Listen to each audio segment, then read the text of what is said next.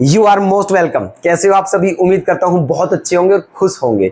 तो दोस्तों आज फिर से आपके लिए एक ऐसा क्वेश्चन लेकर के आए हैं जो लॉन्ग क्वेश्चन में आया हुआ है 2020 में 5 और 6 मार्क्स में। ठीक है, बहुत ध्यान से देखिएगा, क्वेश्चन बहुत इंपॉर्टेंट है। और अगर एक बात और बताएं आपसे, अगर आपको क्वेश्चन पसंद आता है तो प्लीज वीडियो को बिना लाइक करे ना जाएं, चैनल को सब्सक्राइब कर लें अगर नहीं किया है तो, और वीडियो को अधिक से अधिक शेयर करें। तो दोस्तों हमें अपना प्यार और सपोर्ट देते रहें क्योंकि हमें उसकी आवश्यकता है और हम आपके लिए अधिक से अधिक मेहनत करते रहेंगे। तो दोस्तों अगर आप हमारी जो वीडियो हैं इनको पसंद कर रहे हो तो प्लीज़ लाइक करते रहें, शेयर करते रहें और हमें अपना सपोर्ट देते रहें दोस्तों, ताकि हम आपके लिए बहुत और अधिक से अधिक मेहनत करने का प्रयास करें। ठीक है, हमें मोटिवेट करते रहें थोड़ा। आप जानते हो कि किसी भी काम को करने के लिए मोटिवेशन की आवश्यकता होती है, तो हमें भी मोटिवेशन की आवश्यकता पड़ती है। तो हमारा मोटिवेशन और कुछ नहीं है, केवल आपका प्यार और सपोर्ट है। अगर आप देते रहोगे तो हम मोटिवेट होते रहेंगे और अधिक से अधिक मेहनत करते रहेंगे दोस्तों। ठीक है, तो हमें प्लीज़ डीमोरलाइजेशन ना होने दें। ओके, चलिए तो क्वेश्चन आपके सामने है, ये रहा। क्या है question? Find the intervals in which the function f defined as fx equal to sine x plus cos x, और जो x है वो 0 to 2 के बीच में है।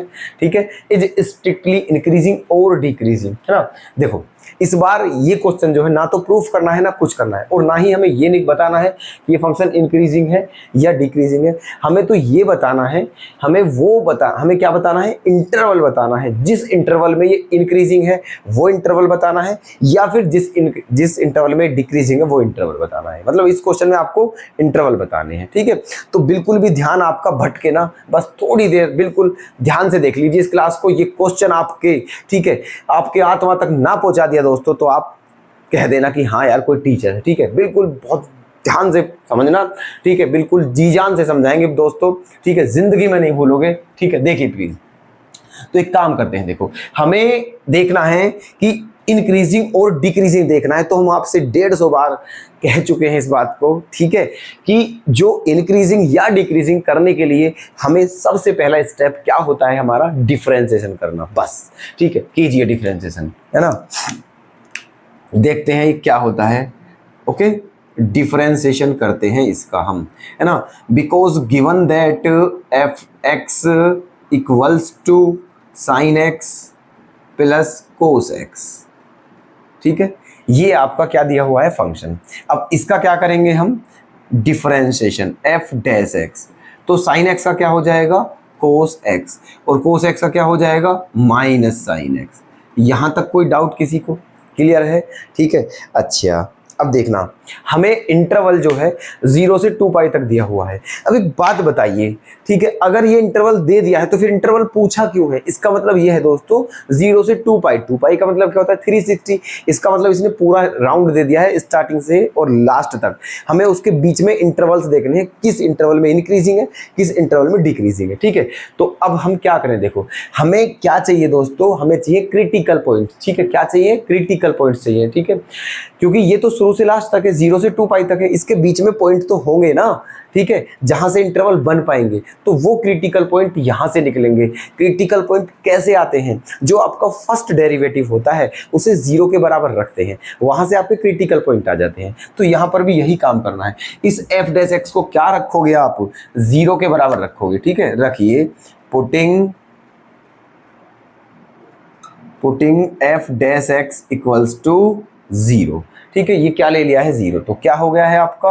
हो गया है cos x minus sine x equal to 0। ठीक है, अब ये साइन एक्स उधर पहुंच जाएगा तो क्या हो जाएगा? ये आपका sine x equals to cos x. कोई दिक्कत? ठीक है, अच्छा कोस एक्स के इनटू में 1 भी लिख सकते हैं, कोई दिक्कत नहीं है, बिल्कुल लिख सकते हैं। कोस एक्स अब अगर इधर ले आए हम तो वो किस में आएगा? डिवाइड में आएगा। तो sine x upon cos x हो जाएगा, और sine x upon cos x आप सभी जानते होंगे टेन एक्स होता है। तो यहाँ से हम कह सकते हैं कि जो टेन एक्स है उसकी वैल्यू क्या आ गई है? आपकी 1 आ गई है। क्या आ गई है? 1।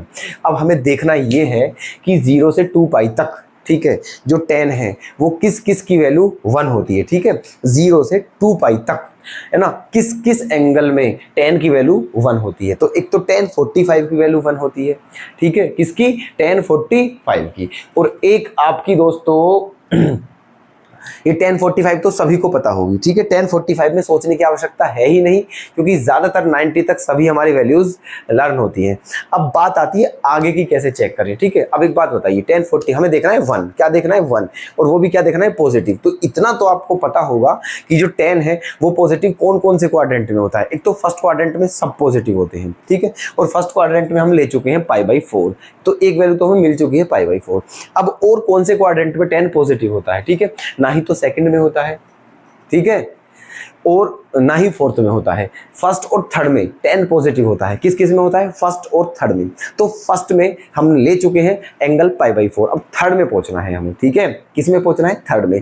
थर्ड में पहुंचने के दो ही रास्ते हैं, या तो 180 प्लस थीटा करो, ठीक है, या फिर 270 माइनस थीटा करो। तो 180 प्लस थीटा कर देते हैं। और ये आप जानते होंगे कि 180 के केस में जो हमारे ट्रिग्नोमेट्रिक रेशो होते हैं वो चेंज नहीं होते, है ना, चेंजेबल नहीं होते। tan है तो tan ही आता है, साइन है तो साइन आता है, कोस है तो कोस आता है, ठीक है। एग्जाम्पल जैसे हम कहें साइन 180 प्लस थीटा, तो साइन थीटा ही आएगा, ठीक है। अब पॉजिटिव आए नेगेटिव आए वो बात अलग है, लेकिन आएगा साइन ही, क्योंकि रेशो चेंज नहीं होते। तो हमें थर्ड क्वाड्रेंट में पहुंचना है और वैल्यू भी हमें क्या चाहिए, 1 चाहिए, ठीक है। तो क्या करें हम, tan 180 प्लस, ठीक है, tan ही लेते हैं, क्या लेते हैं, tan ही लेते हैं, ठीक है, क्योंकि हमें चाहिए भी tan ही। अब जब tan ले लिया है तो फिर इसके सामने क्या लेंगे, 180, क्योंकि tan अगर 180 ले रहे हैं तो tan का tan ही आएगा। तो क्या करें हम दोस्तों, हम करते हैं tan 180 प्लस 45, क्या करें, tan 180 प्लस 45, क्योंकि tan 180 प्लस थीटा क्या हो जाएगा आपका, प्लस tan थीटा हो जाएगा, मतलब tan 180 प्लस 45 क्या हो जाएगा, tan 45, और tan 45 की वैल्यू क्या आ जाएगी, +1, ठीक है। तो किसकी वैल्यू आई +1, tan 180 प्लस 45, और 180 प्लस 45 को प्लस करके क्या आता है, 225। इसका मतलब एक तो tan π/4 की वैल्यू +1 होती है, और दूसरा tan, ठीक है, 225 मतलब 225 की वैल्यू भी 1 होती है, ठीक है। उम्मीद करता हूँ समझ आ गया होगा, ठीक है, पता चल गया होगा आपको कि दूसरा एंगल कैसे हम निकाला हमने, ठीक है। तो एक एंगल तो हमारे लर्न था और दूसरा एंगल हमने ऐसे निकाला, ठीक है। तो दो वैल्यू है tan की, जिसकी वैल्यू क्या होती है, 1। एक तो tan 45 की वैल्यू 1 होती है, एक tan 225 की वैल्यू 1 होती है, ओके। अब क्या करें, 45 को क्या लिखते हैं हम, π/4, है ना, और 225 को क्या लिखेंगे, ठीक है। अब देखो हम आपको बताते हैं कि डिग्री को रेडियन में कैसे चेंज करते हैं, है ना। क्या है आपका, 225 है, 225 डिग्री है, तो इसको हम क्या करना है, 225 डिग्री है, डिग्री को जब रेडियन में चेंज करते हैं मेरे भाई, तो π/180 से मल्टीप्लाई कर देते हैं, ठीक है, π/180 से मल्टीप्लाई कर देते हैं, और इस तरह आपका आ जाता है ये रेडियन। अब काटा पीटी कर लेते हैं, है ना। तो देखिए ये 45 से ही कट जाएगा, 45 से कितनी बार जाएगा ये, 5 बार, और 45 4 जा क्या होता है, ठीक है, 180, है ना। क्लियर है हमारी बात। तो ये क्या आ गया आपका, 5π/4। इसका मतलब tan π/4 की वैल्यू भी 1 होती है, और tan 5π/4 की वैल्यू भी 1 होती है, ठीक है। क्लियर है सभी के। तो यहाँ हम लिख देते हैं, देखो, है ना, यहाँ पर लिख देते हैं कि tan π/4 और tan 5π/4, ठीक है। ये तो ऐसा करके आपके दो क्रिटिकल पॉइंट आ चुके हैं, कौन कौन से, एक तो π/4 और एक 5π/4, तो ठीक है। तो x की वैल्यूज आ चुकी हैं आपकी, एक तो π/4 और दूसरा 5π/4, ये आपके क्रिटिकल पॉइंट है ना। इसका मतलब इस इंटरवल में इसके बीच में 2 पॉइंट और आ चुके हैं, ये और ये, ठीक है। अब देखो एक बात समझते हैं, है ना, देखना बहुत ध्यान से, देखना बहुत ध्यान से, क्योंकि हम आपको बहुत ध्यान से ही समझा रहे हैं, है ना। देख ले, मान लेते हैं ये आपकी रियल लाइन है, ये ऐसे करके, है ना, ये ठीक है, ये है।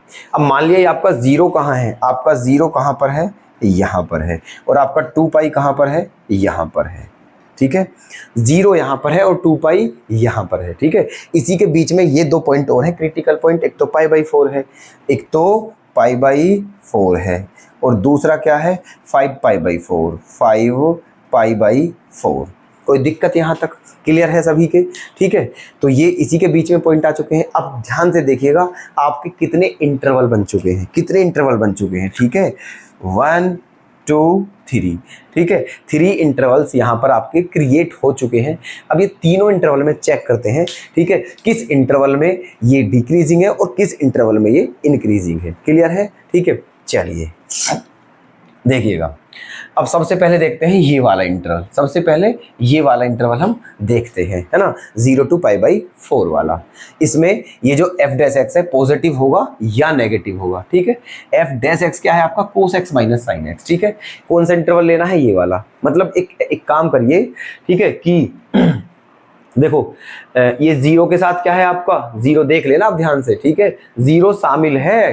ठीक है, 0 शामिल है, मतलब इस इंटरवल में, है ना, 0 के साथ इक्वल्स का भी साइन है, 0 के साथ आपका इक्वल का भी साइन है और 2π के साथ भी इक्वल का साइन है। ठीक है, मतलब आपके ये इंटरवल इस तरह से होंगे, ये क्लोज इंटरवल, ये ओपन इंटरवल। ठीक है, और ऐसे करके फिर ये ओपन ये क्लोज, इस तरह से होंगे। क्लियर है मेरी बात? ठीक है, चलिए, तो यहाँ इक्वल्स टू का साइन है, यहाँ इक्वल्स टू का साइन है, इन दोनों में इक्वल्स टू का साइन नहीं है, है ना। इसका मतलब ये है कि इस इंटरवल के बीच में कोई भी वैल्यू ले सकते हैं आप, और यहाँ पुट करके देखिए कि f डैश x नेगेटिव आता है या पॉजिटिव आता है। 0 भी ले सकते हो वैसे आप, क्योंकि 0 के साथ इक्वल टू का साइन है, लेकिन चलो कोई नहीं, 0 और 45 के बीच में ही ले लेते हैं। तो 30 ले लें, क्या ले लें? 30 ले लेते हैं, चलो ठीक है, क्योंकि वो 0 और 45 के बीच में है। अब देखते हैं यहाँ पर 30 रखते हैं, क्या रखते हैं? 30, है ना। तो देखिए cos 30 की वैल्यू क्या हो जाएगी? आराम से रफ, ठीक है, आराम से रफली कर लेते हैं, साइड में रफली कर लीजिए, कोई दिक्कत नहीं है। ठीक है, यहाँ रफ ऐसा रफ वर्क कर लेते हैं। ठीक है, देखिए f डैश क्या ले लिया हमने? 30 डिग्री। ठीक है, क्या ले लिया है? 30 डिग्री, f डैश 30, क्योंकि 30 इस इंटरवल के बीच में है, तो क्या हो जाएगा आपका? cos 30 minus sine 30। अब cos 30 की वैल्यू क्या होती है? √3/2, और साइन 30 की वैल्यू क्या होती है? 1/2। ठीक है, तो ये तो आपको पता ही होगा कि √3/2 1/2 से बड़ा होता है। ठीक है, और जब बड़े में से छोटा घटाते हैं तो वैल्यू कैसी आती है दोस्तों? पॉजिटिव आती है। क्या आती है वैल्यू? पॉजिटिव। इसका मतलब, ठीक है, वैल्यू क्या आ गई है आपकी यहाँ इसमें? पॉजिटिव। ठीक है, कैसी वैल्यू है? पॉजिटिव। ओके, चलिए अब दूसरा इंटरवल देख लेते हैं। वो इंटरवल क्या है आपका? 45 से 225, है ना। तो एक ऐसा एंगल ले लीजिए जो इनके बीच में आता हो, 45 से बड़ा हो लेकिन 225 से छोटा हो। तो क्यों ना 60 ले लें। ठीक है, क्या ले लेते हैं? 60 ले लेते हैं। ठीक है, चलिए तो इस बार ले लेते हैं 60 ले लेते हैं, तो क्या हो जाएगा?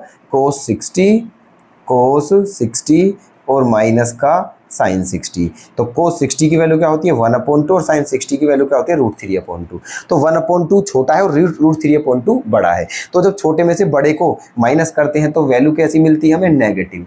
इसका मतलब इस इंटरवल में इस फंक्शन की वैल्यू क्या है? नेगेटिव है। ठीक है, अब देखते हैं थर्ड क्वाड्रेंट। थर्ड क्वाड्रेंट कहाँ से कहाँ तक है? 225 से 360 तक, है ना।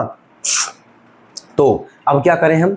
एक ऐसा एंगल लेते हैं जो 225 से बड़ा हो लेकिन 360 से क्या हो? छोटा हो। ठीक है, जो आपका मन करे, कुछ भी ले लीजिए आप। ठीक है, कुछ भी ले लीजिए, 225 से बड़ा और 360 से छोटा। ठीक है, तो एक काम करते हैं, 300 ले लेते हैं। क्या ले लेते हैं?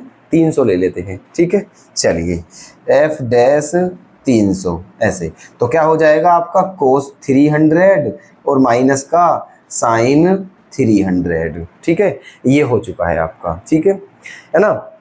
अच्छा, अब cos 300 की वैल्यू निकालेंगे और साइन 300 की वैल्यू निकालेंगे, है ना। अब cos 300 की वैल्यू कैसे निकालोगे आप? ठीक है, इसको क्या लिख सकते हो आप? इसको लिख सकते हो cos 360 माइनस 30। कैसे लिख सकते हो इसे? cos 360 माइनस 30, और cos 360 माइनस 30 कौन से क्वाड्रेंट में है दोस्तों? फोर्थ क्वाड्रेंट में, और फोर्थ क्वाड्रेंट में cos क्या होता है? पॉजिटिव होता है। ठीक है, फोर्थ क्वाड्रेंट में cos क्या होता है? पॉजिटिव। तो ये आपकी वैल्यू जो आएगी यहाँ से क्या आएगी? ये पॉजिटिव आएगी। क्या आएगी? यहाँ से वैल्यू आती है आपकी पॉजिटिव। अब यहाँ देखते हैं, ये क्या है आपका? साइन, है ना। इसको क्या लिख सकते हैं हम? साइन 360 माइनस 30, इसे भी ऐसे लिख सकते हैं, साइन 360 माइनस 60। ठीक है। अब साइन 360 माइनस 60, ये फोर्थ क्वाड्रेंट में है ये भी, लेकिन फोर्थ क्वाड्रेंट में साइन क्या होता है, नेगेटिव, तो यहाँ से ये वैल्यू क्या आएगी, नेगेटिव आएगी, ठीक है। और यहाँ पर ऑलरेडी नेगेटिव का साइन है, तो ये क्या हो जाएगा दोस्तों, पॉजिटिव। अब आप जानते हो कि पॉजिटिव में जब पॉजिटिव, ठीक है, प्लस वाली संख्या में प्लस वाली संख्या को अगर प्लस करें तो प्लस ही आता है, ठीक है। तो ये क्या आ जाएगा आपका, पॉजिटिव आ जाएगा, ठीक है। क्या आ जाएगा, पॉजिटिव, ठीक है। तो ये क्या है आपका यहाँ पर पॉजिटिव। क्लियर, कोई दिक्कत यहाँ तक, ठीक है। इतना सा काम करना था इस क्वेश्चन में, ठीक है। ये आपके सामने है ना। अब देख लीजिएगा आप, जिस इंटरवल में, ठीक है, जिस इंटरवल में फर्स्ट डेरिवेटिव की वैल्यू पॉजिटिव है, वहां उस इंटरवल में इसकी वैल्यू क्या होगी, इंक्रीजिंग, और जिसमें नेगेटिव है उसमें क्या होगी, डिक्रीजिंग, ठीक है। तो हमें क्या बताना था, ठीक है, देखिएगा यहां पर आप लिख दीजिए, है ना। तो इसमें ये जो इंटरवल है क्या, 0 to π/4, है ना, और क्या